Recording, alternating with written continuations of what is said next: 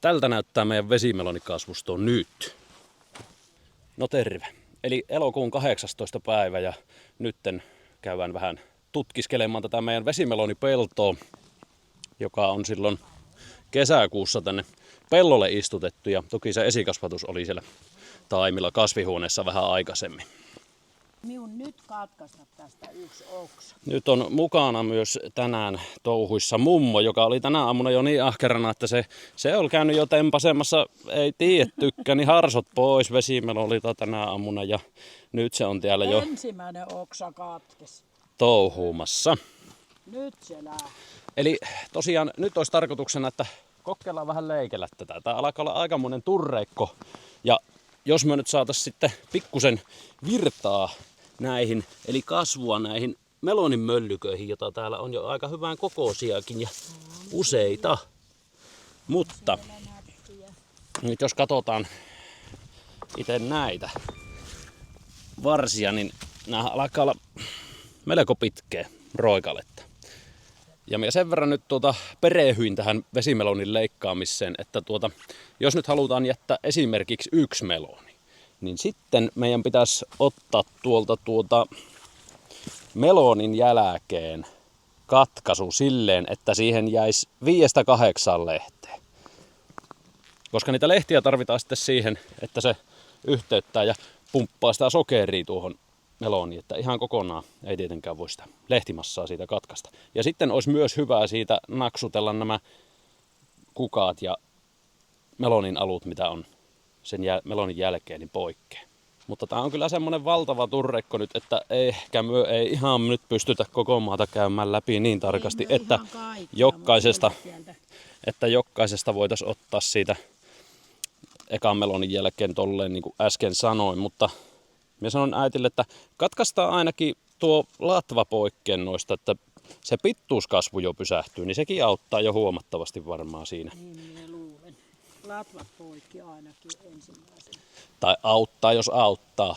Sitähän tässä nyt testataan, katsotaan. Minä sanoin, että ainakin jos vaikka yksi penkki saadaan joten niin rääsnittyy, niin sitten voidaan vähän verrata, että onko siinä melonit kasvanut isommaksi kuin noissa muissa. Että onko tuo ihan turhaa tuo leikkeleminen vai onko sitä mitään hyötyä? Tiellähän se on se yksi. Tämä ei ole kyllä hirveästi kasvanut enää, niin kuin tämäkään möllykkä, mikä tässä on. Tämä on ollut jo pitkään tämän kokoinen. Onko se kuiva siellä? Onko se kippura kuiva? Kippurasarvi. Onko se kippurasarvi kuiva? Ei oo, kippurasarvi ei ole kuiva. Ei, ihan ovi. No sitten ei oteta ainakaan pois. Ei näitä ole vielä. Mä just sanoin, että ei varmaan tarvi kuule niin. Yhteen kuukauteen 2 vuotta. Ei ennen syyskuuta, en usko, niin ei mitään mahdollisuutta. Ei varmasti ole. Ja kun mukaan astuu Taina, niin hauskaa tulee meillä olemaan aina. Jee. Mutta tarvitset perehdytyksen. Perehdytys tapahtuu niin, että leikataan vesimeloneja. Selvä.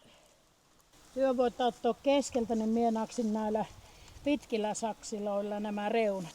Noille ei tule mitään tuosta hommasta. Näilläkö? Ei, Luuletko? ei noilla tee mitään. Elää hupsuttele. Elää siihen poika hupsuttele kahon nyt.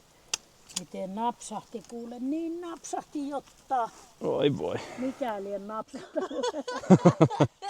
Joku napsahti, mutta Joku napsahti latva. Joku latva sieltä napsahti. Kyllä se otti sen siitä. Tänään oli tosiaan vähän ajatusta, olisi käyty hunajaa linkoomaan, mutta nyt on tämmönen poutapäivä ja huomiselle näyttää reilummin vessaita, niin ajateltiin, että leikataan nää. Kun on kuiva. Niin ja sitten kun sitä hunajan linkoosta pystyy tuolla tekemään sisätiloissa kuitenkin, niin satteellakin. Niin.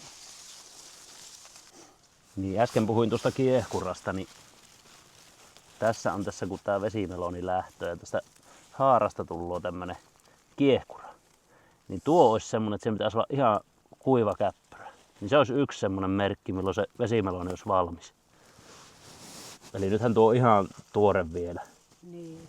Eli ei vielä olla lähelläkään. Että. Sen takia tää nyt pikkusen tässä jännittää, kun tää on aika viileä ollut nyt tää elokuukin. Ja ei tuossa heinäkuussakaan kehumista ollut, että riittääkö lämpö nyt sitten kypsyttämään nämä, mutta katsotaan. Kyllähän se viime vuonnakin, niin mitä se oli? pitkältä syyskuuta ennen kuin sitten. Ei se ihan lokakuuta ollut, kun se sato korjattiin, mutta pitkälle syyskuutahan se oli. Taisi olla ihan syyskuun lopussa. Kun ensimmäisiä oli Mauri-synttärit syyskuun alussa, niin silloin Niin, suottiin otettiin silloin niin, ensimmäiset. kypsiä. Niin. Siellä oli, nyt löytyi isoja. Siellä on kuule Kahto. isoja. Katsokaa miten isoja. Uskaltaako näitä liikuttaakaan? No on jo ihan hyvän kokoisia. Ja Kyllä elä täällä pyörittelee ja hyvin. tässä. Ei Ei nytkähän kun se minä vaan varsin. nostin tuosta tuonne, että minä saisin tuo Mitä heinä. sen kiehkuran näet? En mieti. Tuolla on sen kiehkura, joka on vielä ihan vihreä. Joo, se kasvaa vielä kokkoa aika paljon sitten. Niin jo. Eli on ne kasvanut, vaikka ei ole leikeltykään, niin ihan aika. On siellä Aika mukavasti. osa kasvaa hirmu isoksi. Ja sitten kun me aina unohan sanoa, niin sitten joku kysyy kuitenkin, niin se on Sugar Baby tää lajike, mitä meillä nyt tässä on. Eli tää taitaa olla semmonen yleisin, mitä nyt Suomessa ja Suomen olosuhteissa viljellään tai voi kasvaa, jos kasvaa. Siellä on kans. Juipsattu. Nyt täällä on varmaan iso. Onko se kaikkein suurin? Tää on jo varmasti jo yli 3 kiloa. Lähempänä 4. Tuo. Viime vuonna oli noin 6 kiloisia, oli pikkusen päälle 6 kiloisia oli suurimmat. Niin toivotaan, että päästään siihen ainakin. Nyt kun me nää leikataan ja kuoloo kaikki, niin sitten olisiko se parempi jättää nuo pari penkkiä leikkaamaan? Jätetään. Mie kansan luulen, että jos ne suuttuu tästä. Jos ne suuttuu tästä meidän touhusta.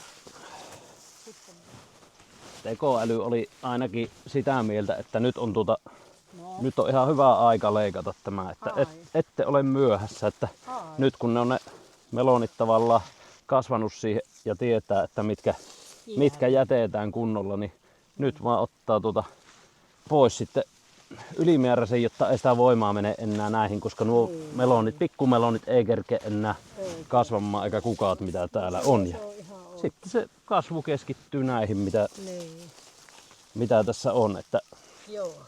ei ole sille ajankohdallisesti sanot.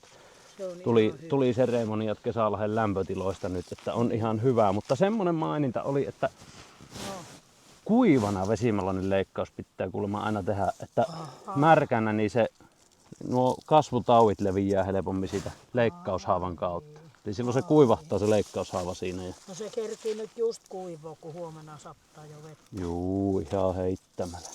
Sulkeutuu. Tää oli hyvä. Kätellä nyt oikein olisi kehannut satteessa paljon tilssikkää.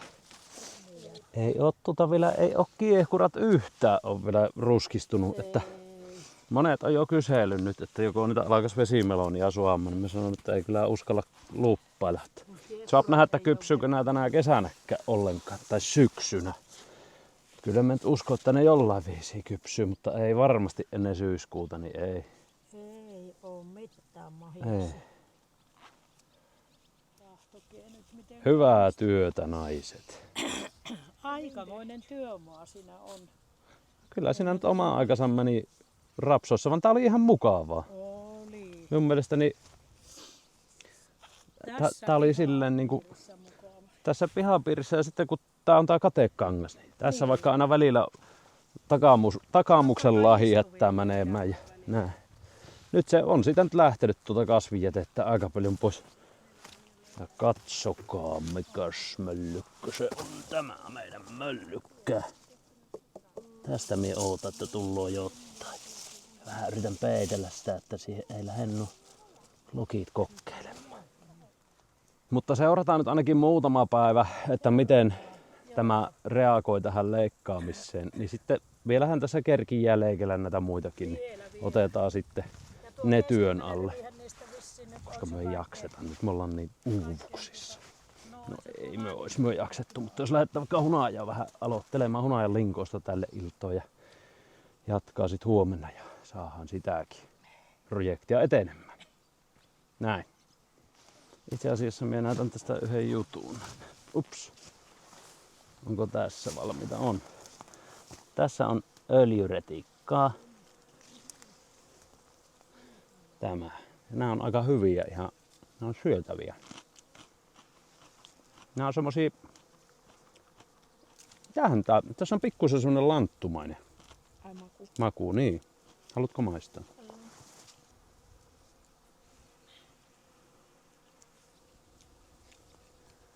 Niin, on ihan lanttu. Sen kun nämä on hyviä, kun pannulle laittaa ja voissa paistaa. Pitäisikö me kerätä noita? Kannattaa. Nythän nämä alkaa vasta niinku valmistua. Joo, mutta tämmönen projekti tähän väliin, niin seuraillaanhan tilannetta. Kiitoksia teille videon katselusta. Palataan. Morjes.